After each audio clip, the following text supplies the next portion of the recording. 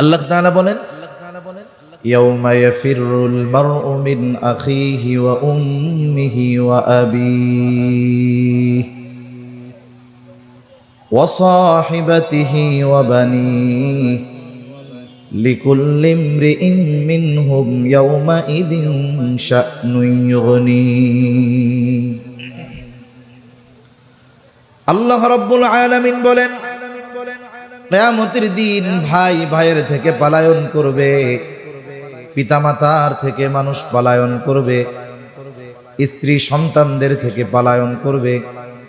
প্রত্যেকটা মানুষ সেই দিন নিজের চিন্তায় বিভোর থাকবে, নিজের চিন্তায় চিন্তিত থাকবে। সবাই চিন্তিত। সেই দিন আমার আপনার নবীজিও চিন্তিত থাকবেন। সব মানুষ চিন্তিত থাকবে নিজের জন্য, আর আমার আপনার নবীজি চিন্তিত থাকবেন উম্মতের নাজাতের জন্য। নবীজি নিজের চিন্তায় চিন্তিত থাকবেন না, নবীর চিন্তা আমার উম্মতের কি হবে। দুনিয়াতেও যেমন নবীর উম্মতের চিন্তায় চিন্তিত, আখিরাতের ময়দানে নবীজিও উম্মতের চিন্তায় চিন্তিত থাকবেন।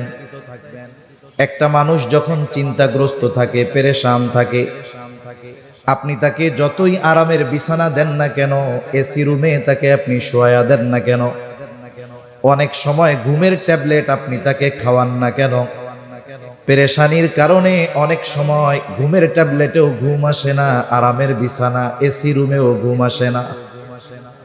মানুষ যখন চিন্তিত থাকে সে এক জায়গায় স্থির থাকতে পারে না। সে ঘরের মধ্যে বিভিন্ন জায়গায় পায়চারি করে, ছাদে যায়, বাড়ির উঠান দিয়ে হাঁটাহাঁটি করে, তার মানে সে বারবার শুধু স্থান পরিবর্তন করে। কিয়ামতের দিন আমার আপনার নবী উম্মতের চিন্তায় বিভোর, তিনিও এক জায়গায় স্থির থাকবেন না। নবীজি একবার চলে যাবেন হাউজে কাউসারের কাছে, না জানি তার কোনো উম্মত পানি পানে মাহরুম হয়ে যায়। আবার চলে যাবেন পুলসেরাতের গোড়ায়, না জানি কোনো উম্মত পুল পাড়ি দিতে ব্যর্থ হয়ে যায়। আবার চলে যাবেন মিজানের কাছে, না জানি কোনো উম্মত ওজনে ধরা পড়ে যায়। আবার চলে যাবেন জাহান্নামের কাছে, না জানি কোনো উম্মতকে জাহান্নামে দিয়ে দেওয়া হয়। আবার যখন উম্মতের জন্য সুপারিশের দরকার, নবীজি আল্লাহ তাআলার কাছে সুপারিশ করবেন। সব নবী জান্নাত অভিমুখে রওনা হয়ে যাবে, জান্নাতের দোরগোড়ায় পৌঁছিয়ে যাবে। জান্নাতের দরজা বন্ধ, খোলা হবে না। জিজ্ঞাসা করা হবে, কি ব্যাপার, দরজা খোলা হয় না কেন? জবাব দেওয়া হবে, যিনি আসলে খোলা হবে তিনি আসেন নাই। কে আসলে খোলা হবে? বলে মুহাম্মাদুর রাসূলুল্লাহ সাল্লাল্লাহু আলাইহি ওয়াসাল্লাম। কোথায় তিনি?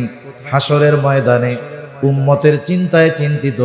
বলে নবী ততক্ষণ পর্যন্ত জান্নাত অভিমুখে রওনা হবে না, যতক্ষণ না তার ওই উম্মত যার যাররা পরিমাণ ঈমান আছে তার ব্যাপারেও যতক্ষণ আল্লাহ তাআলার পক্ষ থেকে নাজাতের সংবাদ নবী না পাবে, ততক্ষণ পর্যন্ত নবী নিজে জান্নাত অভিমুখে রওনা হবে না। তাহলে নবীজির উম্মতের প্রতি দরদ মায়া কত বেশি, কত বেশি। এই দুনিয়াতেও নবীজি উম্মতের চিন্তায় চিন্তিত। আব্দুল্লাহ ইবনে আমর ইবনুল আস রাদিয়াল্লাহু তাআলা আনহু বলেন, আন্নান নাবিয়্য সাল্লাল্লাহু আলাইহি ওয়াসাল্লাম তাআলা মা কাওলাল্লাহি আযযা ওয়া জাল্লা ফি ইব্রাহিম আলাইহিস সালাম। সাহাবায়ে কেরাম নবীজির সাথে নবীজি সাল্লাল্লাহু আলাইহি ওয়াসাল্লাম কোরআনুল কারীম থেকে তিলাওয়াত করলেন। বলে কি তিলাওয়াত করলেন? যা আল্লাহ তাআলা ইব্রাহিম আলাইহিস সালামের ব্যাপারে নাজিল করেছে। কি নাজিল করেছে? বলে ইব্রাহিম আলাইহিস সালাম তার উম্মতের জন্য ক্ষমা চায়া দোয়া করে। আল্লাহ তাআলা সেই দোয়ার খবর জানিয়ে দেন। ইব্রাহিম আলাইহিস সালাম দোয়া করতেছে, রব্বি ইন্নাহুন্না আযলালনা কাসীরাম মিনান নাস ফামান তাবিআনি ফাইন্নাহু মিন্নি ওয়া মান আসানি ফাইন্নাকা গফুরুর রহিম। ইব্রাহিম আলাইহিস সালাম বলে, রব এই প্রতিমাগুলো, এই মূর্তিগুলো অধিকাংশ মানুষকে পথচ্যুত করে ফেলেছে, পথভ্রষ্ট করে ফেলেছে। ফামান তাবিআনি ফাইন্নাহু মিন্নি, তবে এদের মধ্য থেকে যারা আমার আনুগত্য করেছে, মূর্তি পূজা বাদ দিয়ে ঈমান এনেছে, ফাইন্নাহু মিন্নি, সে তো আমার দলভুক্ত। যে মূর্তি পূজা বাদ দিয়ে আমার আনুগত্য করেছে সে তো আমার দলভুক্ত। ওয়ামান আসানি ফাইন্নাকা গফুরুর রহিম, আর যে আমার আনুগত্য করে নাই, যদিও মূর্তি পূজা ছাড়ে নাই, যদিও আমার আনুগত্য করে নাই, এরপরেও তো সে আমার উম্মত। কেমন যেন ইব্রাহিম আলাইহিস সালাম আল্লাহ তাআলার কাছে ওই উম্মতদের ব্যাপারেও ক্ষমা চায় বলেন, আপনি তো গফুর, আপনি তো রহিম, আপনি চাইলে তো আমার এই উম্মতগুলাকেও মাফ করে দিতে পারেন। মূলত গুনাহগার উম্মতের জন্য ক্ষমা প্রার্থনা করে ইব্রাহিম আলাইহিস সালাম আল্লাহ তাআলার কাছে দোয়া করেছেন। وقال عيسى عليه السلام إن تعذبهم فإنهم عبادك, ঈসা আলাইহিস সালাম তার উম্মতের জন্য দোয়া করে বলে, ইন তুআযিবুহুম ফাইন্নাহুম ইবাদুক, আপনি যদি তাদেরকে আযাব দেন, আপনি যদি তাদেরকে শাস্তি দেন, তারা তো আপনারই বান্দা। ওয়া ইন তাগফির লাহুম ফাইন্নাকা আনতাল আজিজুল হাকীম, আর আপনি যদি তাদেরকে মাফ করে দেন, আরে আপনি তো আজিজ, আপনি তো হাকিম, আপনি মহাপরাক্রমশালী, মহাপ্রজ্ঞাময়। তার মানে ঈসা আলাইহিস সালাম ও আল্লাহ তাআলাকে বলে, আল্লাহ আপনি আমার গুনাহগার উম্মত, তারা তো আপনারও বান্দা, আপনি যেহেতু আজিজ, আপনি যেহেতু হাকিম, আপনি আমার এই গুনাহগার উম্মত গুলাকে মাফ করে দেন। দুই নবী তার গুনাহগার উম্মতের ব্যাপারে ক্ষমা চেয়ে আল্লাহ তাআলার কাছে দোয়া করছে। নবীজি যদিও সব সময় উম্মতের চিন্তায় চিন্তিত, তবে কিছু কিছু সময় আছে, যেমন একটা মানুষের বাপ মারা গেছে, বাবা দুনিয়ায় নাই, এই লোকটার অন্তরে সব সময় বাবা হারানোর বেদনা আছে না নাই? যখন এই ধরনের ঘটনা তার সামনে আসে, যে আরেকজন তার বাবা হারানোর গল্প তাকে শোনাচ্ছে, তখন বলেন তো, এমনি তো বাবা হারানোর বেদনা আছে, আরেকজনের বাবা হারানোর গল্প যখন সে শোনে, অন্যান্য সময়ের চাইতে বাবার কথা বেশি মনে পড়ে না কম মনে পড়ে? স্বাভাবিক বেশি মনে পড়বে। দুই নবীর উম্মতের ব্যাপারে এই দোয়া যখন নবীজি তিলাওয়াত করলেন, নবীজির অন্তরে গুনাহগার উম্মতের চিন্তা, গুনাহগার উম্মতের মায়া, তাদের প্রতি ভালোবাসা, দরদ উতলায়া উঠছে। এইবার নবী কি করলেন? বলে ফারাফা ইয়াদাইহি ওয়া ক্বালা আল্লাহুম্মা উম্মতি উম্মতি ওয়া বাকা।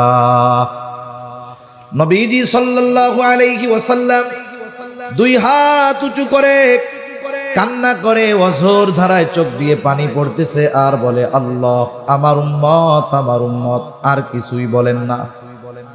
কিন্তু আসলে কি বলতে চান আল্লাহ তাআলা জানেন। আল্লাহ তাআলা জিবরাইল আলাইহিস সালামকে বলে, জিবরাইল যাও মুহাম্মাদের কান্নার কারণ জিজ্ঞাসা করো, যদিও আমি কান্নার কারণটা জানি, যাও জিজ্ঞাসা করো। জিবরাইল আলাইহিস সালাতু ওয়াস সালাম চলে আসছে আমার আপনার নবীজির কাছে, এসে বলে, আপনি কান্না করেন কেন? যদিও আপনার কান্নার কারণ আল্লাহ তাআলা জানে, এরপরেও আপনার কাছে জানতে চায়। এইবার নবী উম্মতের কথা সব খুলে বলছে, উম্মতের নাজাতের কথা সব খুলে বলছে, উম্মতের ব্যাপারে যত কথা সব জিবরাইল আলাইহিস সালামের কাছে বলছে। জিবরাইল আলাইহিস সালাম আল্লাহ তাআলার কাছে গিয়ে বললেন, আল্লাহ তাআলা বলে, যাও জিবরাইল, মুহাম্মদ আমার হাবিবকে জানায় দাও, আমি তাকে তার উম্মতের ব্যাপারে অসন্তুষ্ট করব না, বরং অচিরেই আমি তার উম্মতের ব্যাপারে তাকে সন্তুষ্ট করব। দুনিয়ায় থাকতে উম্মতের ব্যাপারে আল্লাহ তাআলার পক্ষ থেকে রাজি খুশির খবর নবী নিয়ে আসছেন। পবিত্র কোরআনুল কারীমের সূরাতুদ দুহা, এই সূরার মধ্যে আল্লাহ তাআলা আমার আপনার নবীজিকে কিছু সুসংবাদ দিয়েছেন। এর মধ্যে একটা সুসংবাদ, ওয়ালা সাউফা ইউতিকা রাব্বুকা ফাতারদা। আপনার রব আপনাকে অচিরেই এমন কিছু দিবেন যে আপনি খুশি হয়ে যাবেন। এই হাদিসটা এই আয়াতের তাফসিরে আসছে। তা বলতেছে আপনার রব অচিরেই আপনাকে এত কিছু দিবেন যে আপনি খুশি হয়ে যাবেন। এর জবাবে নবীজি কি বলেন? নবী বলেন, আমি ততক্ষণ পর্যন্ত খুশি হব না যতক্ষণ আমার সব উম্মতকে আল্লাহ মাফ না করবে। সুবহানাল্লাহ। সব উম্মতকে যদি মাফ করে তাইলেই আমি খুশি হব, নইলে এই পর্যন্ত আমি খুশি হব না যতক্ষণ না সব উম্মতকে আল্লাহ মাফ না করবে। তাহলে উম্মতের প্রতি নবীজির মায়া, মোহাব্বত, ভালোবাসা কত বেশি। উম্মতের ব্যাপারে নবীজির ফিকির কেমন ছিল, চিন্তা কেমন ছিল, হোক সে কাফের হোক সে মুমিন। যখন নবীজি প্রাথমিক দিকে দাওয়াত দেওয়া শুরু করলেন প্রকাশ্যভাবে, যেই মানুষগুলোর ভিতরে নবীজি দাওয়াত দিয়েছেন, হঠাৎ করে নতুন করে গিয়েই নবী ওয়াজ শুরু করেন নাই। যেমন আমি আপনাদের এইখানে আসছি, আমি অনেককে চিনি না, অনেকে আমারে চিনে না। আসলাম 1 ঘন্টা হয়তো কিছু মুযাকারা করে চলে যাব, আপনারা শুধু আমার কথাটাই শুনবেন, কিন্তু আমার ব্যক্তিত্ব, আমার চরিত্র, আমার আখলাক সম্পর্কে আপনারা বাস্তবিক অর্থে পরিপূর্ণভাবে জ্ঞাত নয়। ঠিক কিনা বলেন? কারণ একটা মানুষকে এক মুহূর্তের মধ্যে চেনা যায় না। একটা মানুষের সাথে দীর্ঘ সময় অবস্থান করলে মানুষটার বাস্তবিক চরিত্র সম্পর্কে জানা যায়। আমার আপনার নবী হুট করে গিয়া নতুন কোন পরিবেশে দাওয়াত দেন নাই।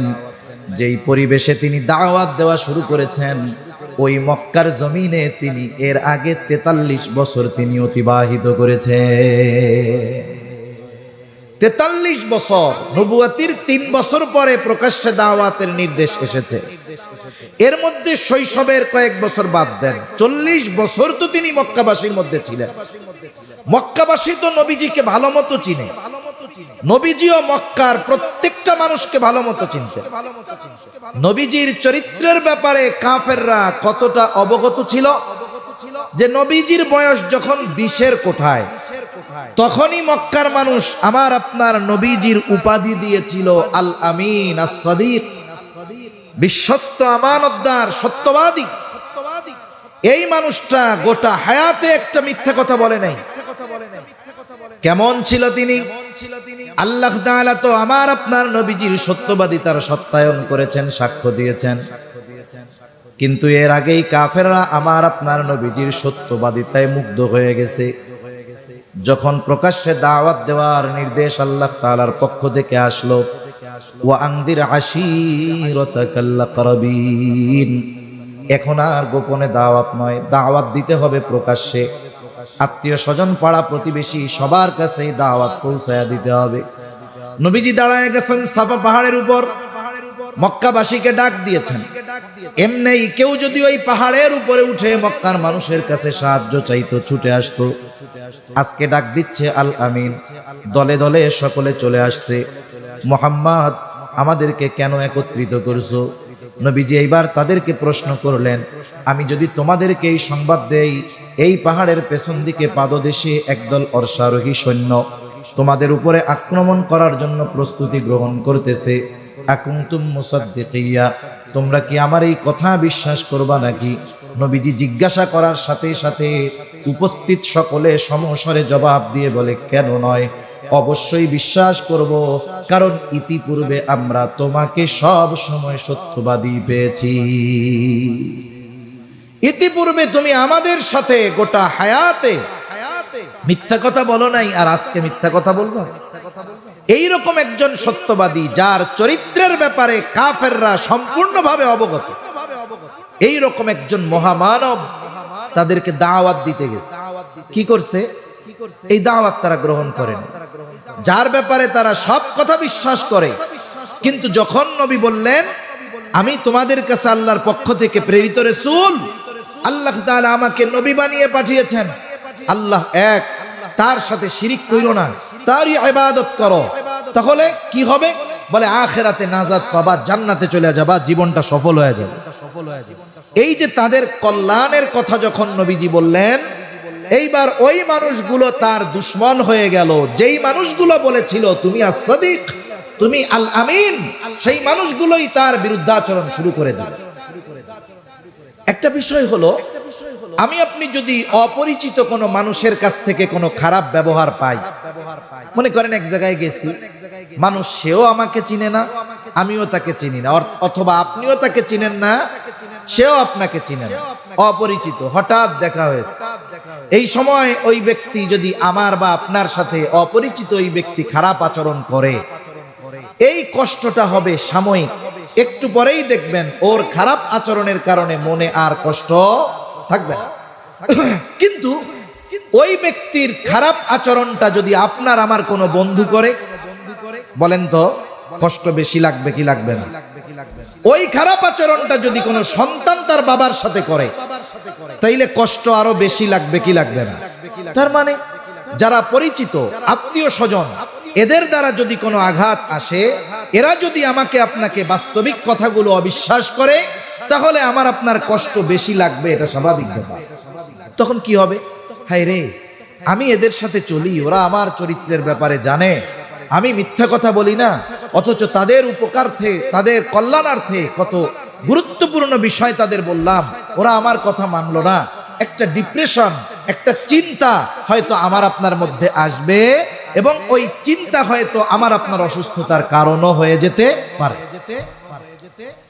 নবীজি যখন কাফেরদের মধ্যে দাওয়াত দিচ্ছেন, আত্মীয় স্বজন, কিন্তু তারা কেউ নবীজির এই কথাগুলো মেনে নেয় না, বরং নবীজির উপরে তাদের পাল্টা প্রতিক্রিয়া। নবীজি কি করলেন?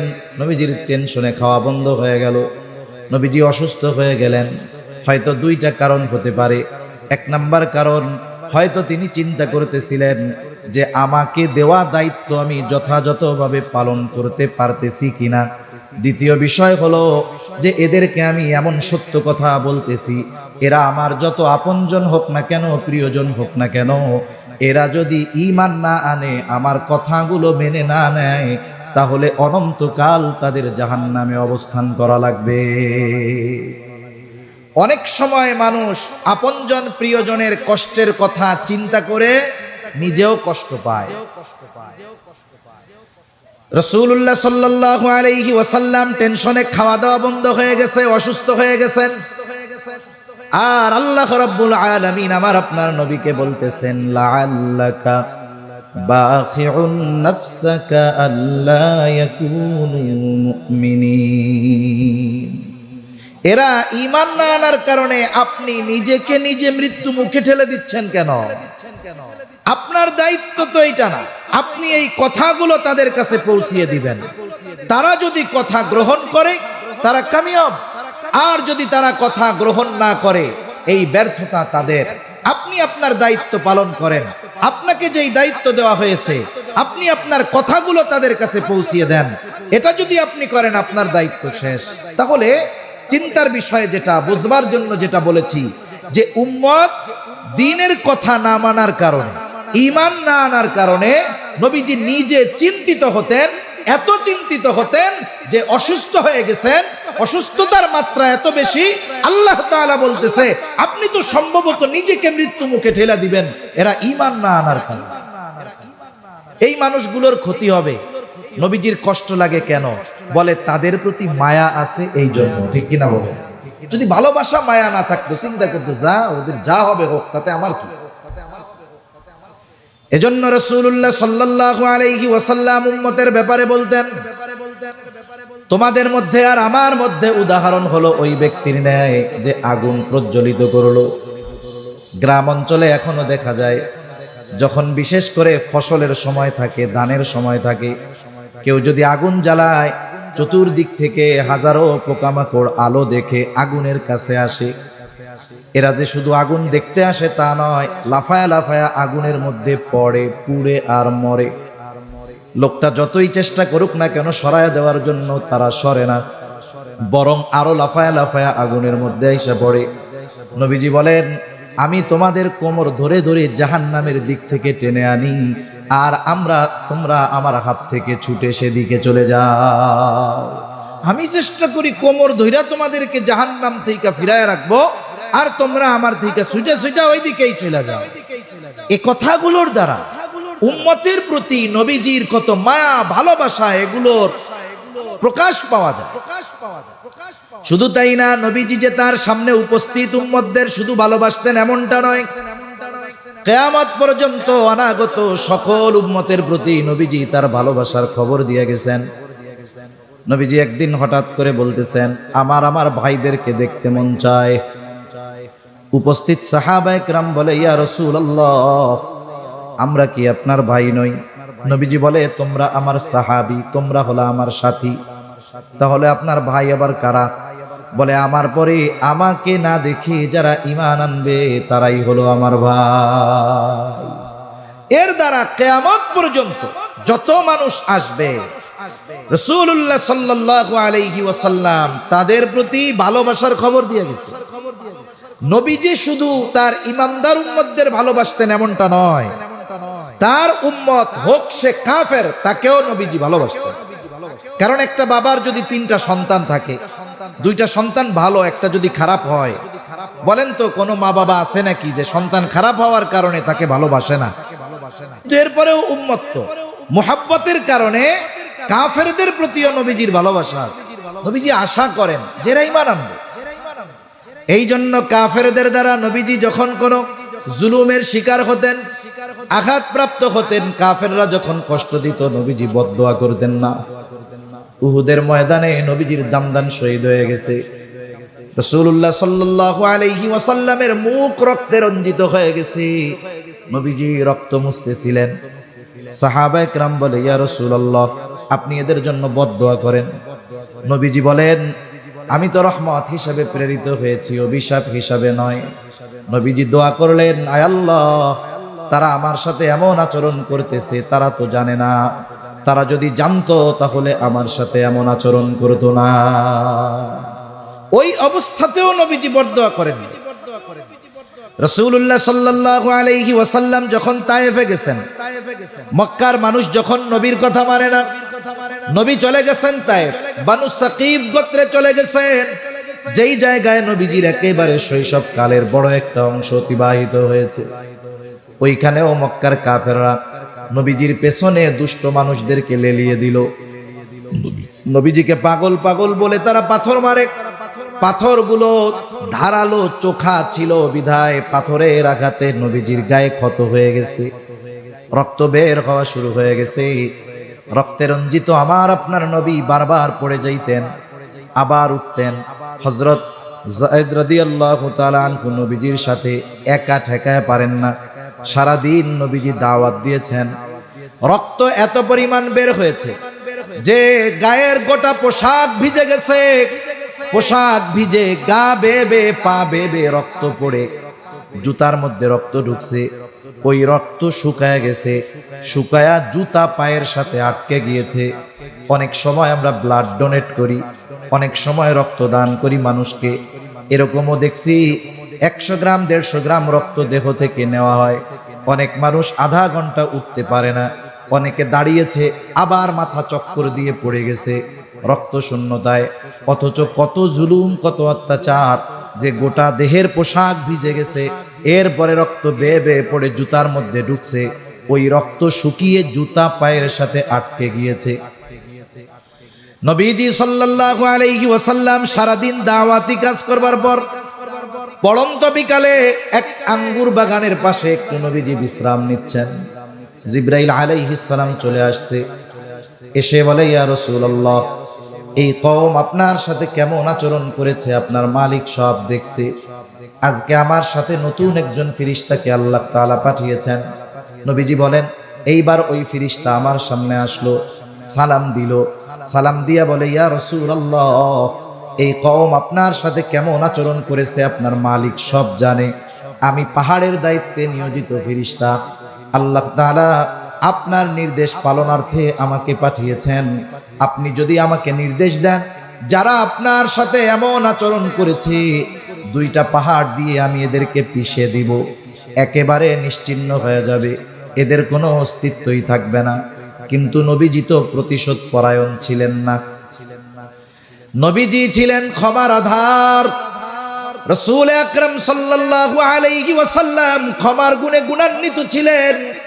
ওনার অন্তরটা আল্লাহ তাআলা রহমত দিয়ে মায়া দিয়ে ভরে দিয়েছিলেন। এই জন্যই তো ওনার কাছে মানুষেরা আসতো, নবীর কাছে যারা আসতো, নবীর এই নরম আচরণের কারণে আল্লাহ তাআলা কোরআনুল কারীমের মধ্যে বলেন, ফাবিমা রাহমাতিম মিনাল্লাহি লিনতা লাহুম ওয়ালাউ কুনতা ফাযযান গালিযাল কলবি লানফাদ্দু মিন হাওলিক ফা'ফু আনহুম ওয়াস্তাগফির লাহুম ওয়াশাওিরহুম ফিল আমর। আল্লাহ রাব্বুল আলামিন বলেন, ফাবিমা রাহমাতিম মিনাল্লাহি লিনতা লাহুম, আল্লাহ তাআলার আপনার প্রতি বিশেষ রহমত যে তিনি আপনাকে নরম তবিয়তের করেছেন, দিলটাকে নরম বানায় দিয়েছেন, রহমত দিয়ে ভরে দিয়েছেন।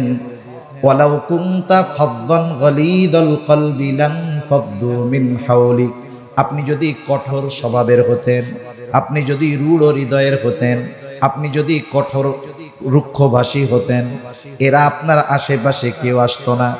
এরা তো আপনার এই তবিয়তের কারণে, আপনার মায়া মোহাব্বত ভালোবাসার কারণে আসে।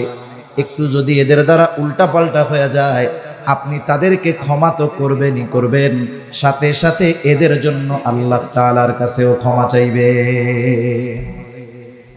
এমন নরম দিলওয়ালা নবী। ফেরেশতা বলে আদেশ দেন, দুই পাহাড় দিয়া এদেরকে শেষ করে দেই। নবীজি একটু আরাম করতেছিলেন, যেহেতু ক্লান্ত, এবার উনি উঠা বসছে। নবীজি ফেরেশতার কথার জবাবে বলতেছে, কেমন যেন বলে যে তুমি তো বলতেছো যে আমাকে আদেশ দেন দুই পাহাড় দিয়ে এদেরকে নিশ্চিহ্ন করে দেই, পিষে দেই, কিন্তু এদের ব্যাপারে আমি কি আশা করি? নবীজি বলেন, বাল আরজু আন ইয়াখরুজাল্লাহু মিন আসলাবিহিম মান ইয়াবুদুল্লাহা ওয়াহদাহু ওয়া লা ইউশরিকু বিহি শাইআ। তুমি তো বলতেছো আদেশ দেন দুই পাহাড় দিয়া পিষা শেষ কইরা দেই, আর আমি তো এই লোকগুলার ব্যাপারে আল্লাহ তাআলার কাছে আশা করতেছি যে আল্লাহ তাআলা হয়তোবা এদের মধ্য থেকে এমন এক কওম বের করবে, এমন এক প্রজন্ম বের করবে, এমন এক জেনারেশন বের করবে যারা এক আল্লাহর ইবাদত করবে, তার সাথে কারো শরীক করবে না। সুবহানাল্লাহ।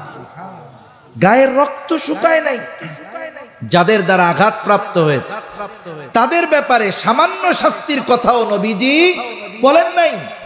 এর দ্বারা বোঝা যায় তার উম্মত, হোক সে কাফের হোক সে মুমিন, প্রত্যেক উম্মতের প্রতি নবীজির কত মায়া, কত মোহাব্বত, কত ভালোবাসা। একের পর এক বলতে গেলে লম্বা কথা বলা যাবে, তবে কিছু কিছু সময় আছে হাজার জনের চাইতে একজনের কথার মূল্য বেশি, ঠিক কিনা বলেন? নবীজি যে আমাদের ভালোবাসে, দুনিয়ার সব কিছু একদিকে রাখেন, নবীজি যে আমাদের ভালোবাসে, এই ভালোবাসার কথা আমাদের জানিয়ে দিয়েছেন আল্লাহ। নবী যে আমাদের ভালোবাসেন এই খবর দিয়েছেন কে? জোরে বলেন না, কে? আল্লাহ তাআলা দিয়েছেন। আল্লাহ তাআলা কি বলেন? আল্লাহ রাব্বুল আলামিন বলেন, লাকাদ জাআকুম রাসূলুম মিন আনফুসিকুম আজিজুন আলাইহি মা আনিতুম হারিসুন আলাইকুম বিল মুমিনিনা রাউফুর রহিম। আল্লাহ তাআলা বলেন, লাকাদ জাআকুম রাসূলুম মিন আনফুসিকুম, তোমাদের মধ্য থেকে তোমাদের জন্য এমন একজন রাসূল এসেছেন, এমন একজন রাসূলের আগমন হয়েছে। কেমন সেই রাসূল? এক নাম্বার গুণ আল্লাহ তাআলা বলেন, আজিজুন আলাইহি মা আনিতুম, তোমাদের জন্য যেটা কষ্টের সেটা তার জন্য কষ্টের। তার মানে তোমরা যেটাতে কষ্ট পাও নবীজিও সেটাতে কষ্ট পায়। তার মানে সমব্যথী, তোমরাও যেটাতে কষ্ট পাও নবীজিও সেটাতে কষ্ট পায়।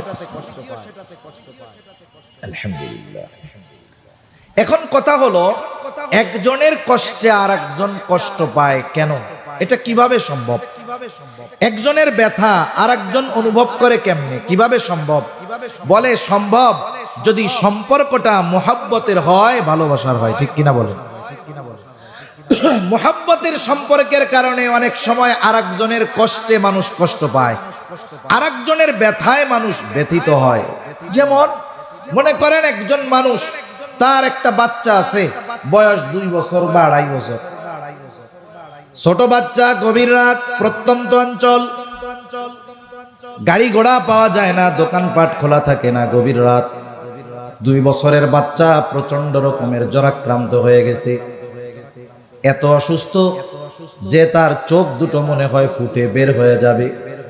জ্বরের তীব্রতায় বাচ্চাটা আহ আহ করতেছে, কিন্তু মা বাবা অপারগ, আশেপাশে কোনো বাজার নাই, দোকান নাই, আবার সন্তানকে নিয়ে মেডিকেলে আসবে, লম্বা পথ পাড়ি দিয়ে আসার উপায় নাই। রাত 2টা-3টা বাজে, অপেক্ষা করতেছে কখন সকাল হবে। ওই অসুস্থ সন্তান কষ্টে, জ্বরের তীব্রতায় কষ্ট পাচ্ছে, পাশে বসে আছে তার মা বাবা। বলেন তো, ওই অসুস্থ ছোট বাচ্চাটা অসুস্থতার কারণে যত কষ্ট পায়, তার চাইতে পাশে বসে থাকা মা বাবা কষ্ট কম পায় নাকি বেশি পায়? কি বলেন তো? যারা বিয়া করে নাই, বাচ্চা হয় নাই, তারা তো এটা বুঝবে না। যে বিবাহ করেছে, যার বাচ্চা আছে, তাকে জিজ্ঞাসা করবেন, এই মুহূর্তে তার মন চাইবে যে অসুস্থ আমি হয়ে যাই, কিন্তু আমার সন্তানটা সুস্থ হয়ে যায়। সম্রাট জহিরুদ্দিন বাবর এই উপমহাদেশে, যার মাধ্যমে মোগল সাম্রাজ্যের গোড়পত্তন ঘটেছিল। আসলে আমরা মোগল সম্রাটদের ইতিহাস পড়ি, আমরা ইতিহাস পড়ি কাদের? ইসলামের ইতিহাস পড়ি আমরা। তবে লিখেছে কারা এই ইতিহাস? বলে এই ইতিহাস লেখছে হলো অমুসলিম যারা, তারা। আমি একটা উদাহরণ মাঝে মধ্যে দিতাম, যে মাঝে মধ্যে বলি, মনে করেন একজন কট্টর বিএনপি, আওয়ামী বিদ্বেষী, ওকে বলা হয়েছে তুমি শেখ মুজিবুর রহমানের জীবনীটা লেখবা। আর অপর পক্ষের একজন আওয়ামী লীগ, কট্টর বিএনপি বিদ্বেষী, ওরে দেওয়া হয়েছে তুমি জিয়াউর রহমানের জীবনীটা লেখবা। এরা দুইজন যদি এই দুই ব্যক্তির জীবনী লেখে, কি পাবেন? কিন্তু অবস্থা খারাপ হয়ে যাবে না? তাই ইতিহাস হলো মুসলমানদের, লেখছে অমুসলিমেরা। তাহলে বোঝা গেল এই ইতিহাসের মধ্যে বাস্তব ইতিহাস নাই। ইতিহাসের রন্ধ্রে রন্ধ্রে তারা ইসলাম বিদ্বেষিতা ঢুকিয়ে দিয়েছে। সামান্য একটা বিষয় যদি সামনে আনি তাহলে বুঝতে সহজ হবে। আমাদের দেশে ইসলামের ইতিহাস অনেক বইয়ে, অথবা উপমহাদেশে ইসলামের ইতিহাস, এইরকম শিরোনামের বইয়ে মোগল সম্রাটদের ইতিহাস আছে। একেবারে সম্রাট জহিরুদ্দিন বাবর থেকে নিয়ে সর্বশেষ যিনি প্রতাপ প্রভাবের সাথে মোগল সাম্রাজ্য পরিচালনা করেছেন, যার পরে মোগল সাম্রাজ্যের অধপতন এবং দুর্বলতা পরিলক্ষিত হয়েছে, সর্বশেষ যিনি প্রতাপের সাথে রাষ্ট্র চালিয়েছেন, তিনি হলেন সম্রাট আওরঙ্গজেব বা সম্রাট আলমগীর। এনার পরে মোগল সাম্রাজ্য ডাউন হয়েছে একেবারে অল্প কয়েকদিনের মধ্যে। জহিরুদ্দিন বাবর থেকে নিয়ে সম্রাট আলমগীর পর্যন্ত আপনি যদি ইতিহাস পড়েন, যদি 200 পৃষ্ঠা মোগল সম্রাটদের ইতিহাস লেখা থাকে, এর মধ্যে 150 পৃষ্ঠা লেখা থাকবে আকবরের বন্দনা, সম্রাট আকবরের বন্দনা লেখা থাকবে। বাকি 50 পৃষ্ঠা বাকি সবার ব্যাপারে লেখা থাকবে। অথচ আপনি যদি ইনসাফের দৃষ্টি দিয়ে সামনে তাকান, ইসলামের দৃষ্টি দিয়ে যদি সামনে তাকান, এই উপমহাদেশে যত মুসলমান শাসক শাসন করেছে, এদের মধ্যে 1-2 মধ্যে থাকবে সম্রাট আওরঙ্গজেব বা সম্রাট আলমগীর। ঠিক কিনা বলুন? ইতিহাস জানেন কি? আমি জানি না। উনি প্রায় 50 বছর এই উপমহাদেশ শাসন করেছে। কত বছর? 50 বছর। কিন্তু এনার 50 বছরকে শেষ করে দেওয়া হয়েছে 50 লাইনের মধ্যে। আর সম্রাট আকবরের ইতিহাসকে অমুসলিমেরা হাইলাইট করেছে। কেন? কারণ এই উপমহাদেশে সম্রাট আকবরের অধীনে ইসলাম এবং মুসলমানদের সবচাইতে বড় ক্ষতি সাধন তারা করতে পেরেছে। ঠিক কিনা বলো? এই যে আবুল ফজল মারকাজি হুজুর, এটার জন্ম সম্রাট আকবরের সময় হয়েছে। দ্বীনে ইলাহির মতো জঘন্য এক নতুন ধর্ম, যেই ধর্মে একেবারে শিরিকের প্যাকেট দিয়ে মোড়ানো যেই ধর্ম, এটাকে যারা সমর্থন দিয়েছে এই আবুল ফজল মার্কা লোকজন, এই ধর্মের আবির্ভাব সম্রাট আকবরের মাধ্যমে হয়েছে। তার মানে তার দ্বারা অমুসলিমেরা যেই পরিমাণ ইসলামের ক্ষতি করতে পেরেছে, অন্য কারো মাধ্যমে পারে নাই। বরং সম্রাট আওরঙ্গজেবের প্রকৃত ইতিহাস জানলে শুনলে অবাক হতে হবে। এখন ওদিকে যেতে গেলে আমি অন্যদিকে চলে যাব, এজন্য যাওয়া যাবে না ওইদিকে। 50 বছর উনি শাসন করেছেন। 700 মুফতির তত্ত্বাবধানে ওনার বিচার কার্যালয় পরিচালিত হতো। এইগুলোকেই সংস্কার করে ইতিহাসের এক অনবদ্য ফতোয়ার কিতাব ফতোয়ায়ে আলমগীরির সংকলন হয়েছে। ওনার তত্ত্বাবধানে ওনার নির্দেশনায় 700 মুফতির তত্ত্বাবধানে। কারণ ইনি যেহেতু ইসলামের পক্ষে, এজন্য ওনাকে অমুসলিম ঐতিহাসিকেরা হাইলাইট করে নাই, বরং অনেক বিষয়কে সামনে এনে ওনার চরিত্রের উপরে কালিমা লেপন করে সম্রাট আকবরকে আকবর দ্য গ্রেট, মহানুভব আকবর নামে এই ইতিহাসের পাতায় লেখার অপচেষ্টা ওই অমুসলিম ঐতিহাসিকেরা করেছে। ঠিক কিনা বলেন? এজন্য বাস্তবিক ইতিহাস আমাদের জানা নাই। যা কোন কথা থেকে কোন দিকে চলে যাইতেছি আল্লাহই জানে। সম্রাট জহিরুদ্দিন বাবরের কথা বলতেছিলাম। পিতৃস্নেহের একটা কবিতা আমাদের ছোট সময় ছিল, কবিতাটা আমার মনে নেই। উনার সন্তান হুমায়ুন অসুস্থ হয়ে গেছিল। গল্পটা বলিয়া, হুমায়ুন কিন্তু 2 বছরের বাচ্চা ছিল না, বড় ছিল। যদিও পরবর্তীতে শের শাহ সুরির সাথে হুমায়ুন পরাজিত হয়ে ইরানে আশ্রয় নেয় এবং পরবর্তীতে সে শিয়াদের সমর্থন এবং তাদের সহযোগিতায় পুনরায় সিংহাসন পুনর্দখল সে করতে পেরেছে, সেটা পরবর্তী বিষয়। কিন্তু এই হুমায়ুন যখন অসুস্থ হয়ে গেছে, জহিরুদ্দিন বাবর গোটা পৃথিবীর বড় বড় হেকিম কবিরাজকে আনছে সন্তানের চিকিৎসা করার জন্য। যেই আসে সেই ব্যর্থ। সর্বশেষ একজন ডাক্তার চিকিৎসক বলতেছে, সম্রাট বাদশাহ, আপনার সন্তানের যেই রোগ, দুনিয়ার কোনো ডাক্তার এটা নির্মূল করতে পারবে না। এই রোগ নির্মূল যিনি করতে পারবেন তিনি হলেন আল্লাহ। জহিরুদ্দিন বাবর জায়নামাজের পড়ে গেছে। গভীর রজনীতে আল্লাহ তাআলার কাছে রোনাজারি কান্নাকাটি করে বলে, আল্লাহ, আমার হায়াত আপনি আমার সন্তানকে দিয়ে দেন, তার রোগ আমাকে দিয়ে দেন। জহিরুদ্দিন বাবর দোয়া করে, ইতিহাস বলে দোয়া কবুল হয়ে গেছে। আস্তে আস্তে হুমায়ুন সুস্থ হওয়া শুরু হয়ে গেল, আর জহিরুদ্দিন বাবর বিছানা শয্যাশায়ী হয়ে গেল। ইতিহাস বলে সন্তানের সুস্থ চেহারা দেখে জহিরুদ্দিন বাবর তার অসুস্থতায় কষ্ট পায় নাই, বরং সন্তানের সুস্থতা তার আনন্দের কারণ হয়ে গেছে। তাহলে একটু পিতৃ মোহাব্বত, মাতৃ মোহাব্বত এত বেশি যে সন্তান অসুস্থ হলে, সন্তান কষ্ট পেলে পিতামাতা কষ্ট পায় মোহাব্বতের কারণে। বলেন তো, পিতা মাতা আমাকে আপনাকে যত বেশি ভালোবাসে, তার চাইতে আমার আপনার নবী আমাকে কম নাকি বেশি ভালোবাসে? তাইলে নবীও তো কষ্ট বেশি পাওয়ার কথা উম্মতের কষ্টে। এ কথাই আল্লাহ তাআলা বলেন যে উম্মতের যেই বিষয়টা উম্মতের জন্য কষ্টের, এটা নবীর জন্য কষ্টের। তিনি সমব্যথী। উম্মতের প্রতি মুহাব্বত, মায়া, ভালোবাসার কারণেই তিনি কষ্ট পান। এরপরে আল্লাহ তাআলা বলেন, হারিসুন আলাইকুম, তিনি তোমাদের জন্য কল্যাণকামী। নবীজি উম্মতের ব্যাপারে সব অবস্থায় কল্যাণকামী। তিনি উম্মতের জন্য কখনো কঠোরতা চান না। যেই বিষয়টা উম্মতের জন্য কল্যাণকর, নবীজি সেটাই করেন। যেমন হাদিসের মধ্যে আসছে, নবীজি বলেন, আল্লাহ তাআলা প্রত্যেকটা নবীকে তার উম্মতের ব্যাপারে বিশেষ একটা দোয়া করার সুযোগ দিয়েছে, এবং এই দোয়াটা কবুলের প্রতিশ্রুতিও আল্লাহ তাআলা দিয়েছেন। নবীজি বলেন, সব নবী সেই দোয়া তার উম্মতের ব্যাপারে দুনিয়ায় করে ফেলছে। নবীজি বলেন, আমি ওই দোয়াটাকে সংরক্ষণ করে রেখেছি, দুনিয়াতে করি নাই। কিয়ামতের দিন ওই দোয়াটা আমি আমার উম্মতের জন্য সুপারিশ হিসাবে করব। এই দুইটা বিষয় সব উম্মতের জন্য আম। এটা তবে মুমিনদের প্রতি ভালোবাসা নবীজির আলাদা, স্পেশাল ভালোবাসা মুমিনদের প্রতি।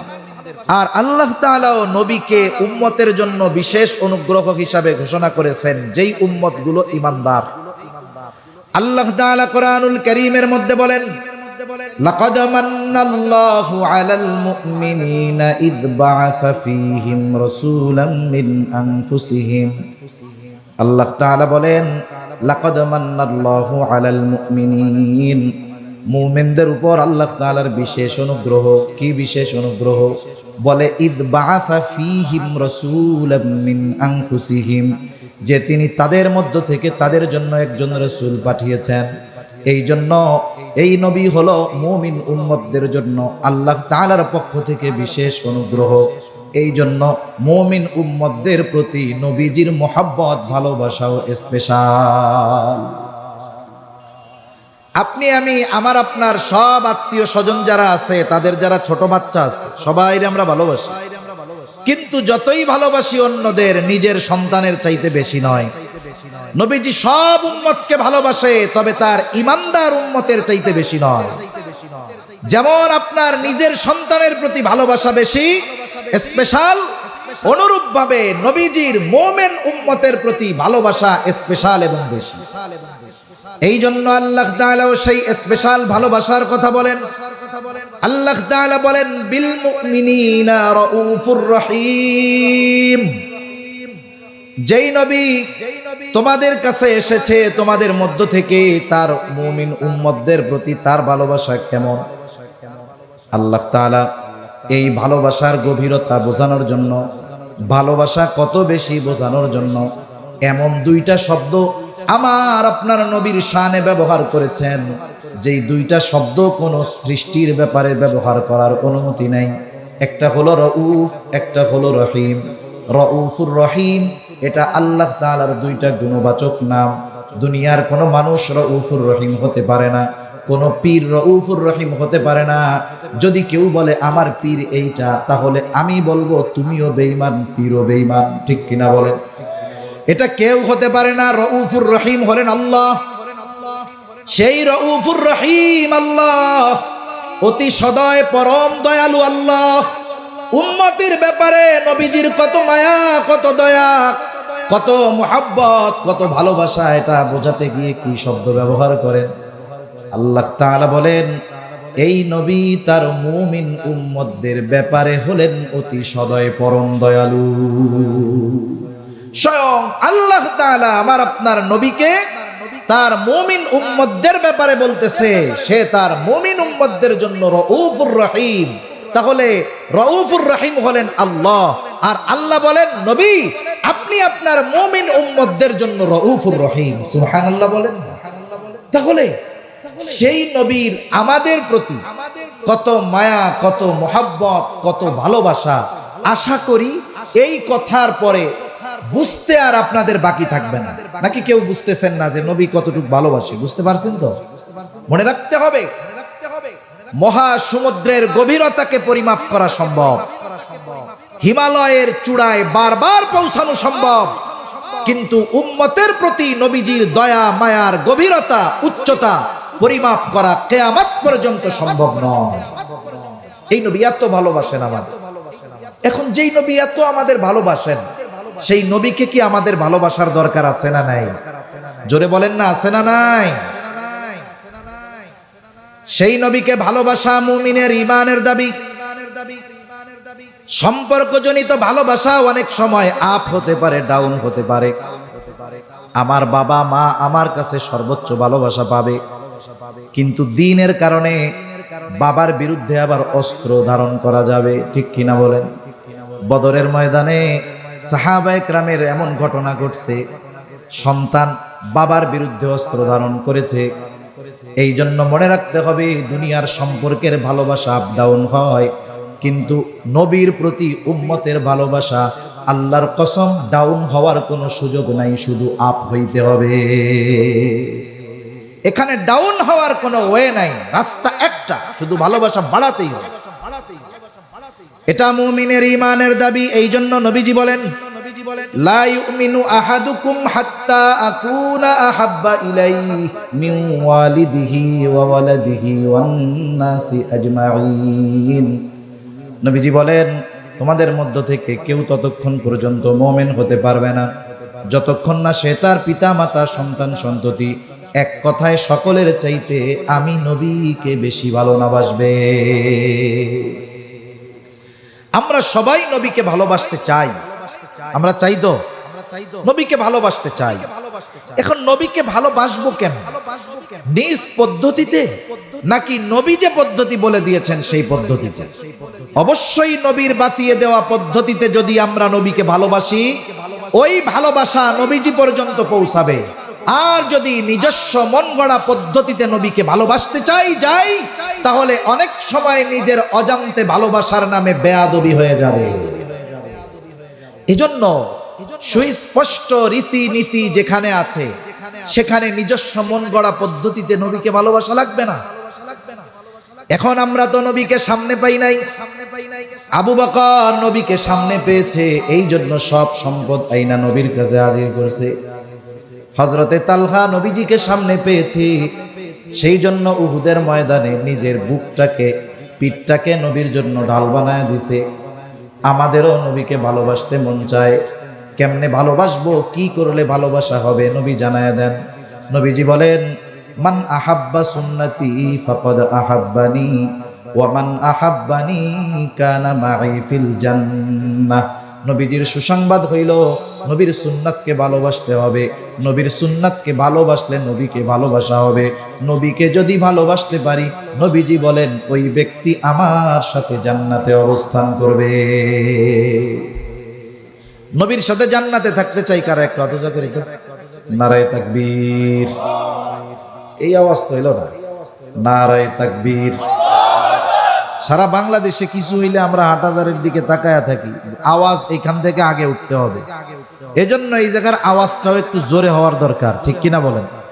নবীর সাথে জান্নাতে থাকতে পারবে, এর চাইতে বড় সুসংবাদ সাহাবায়ে কেরামের কাছে আর কিছুই ছিল না। রাসূলুল্লাহ সাল্লাল্লাহু আলাইহি ওয়াসাল্লামের কাছে একজন গ্রাম্য সাহাবী আসছে। গ্রামের সহজ সরল মানুষ।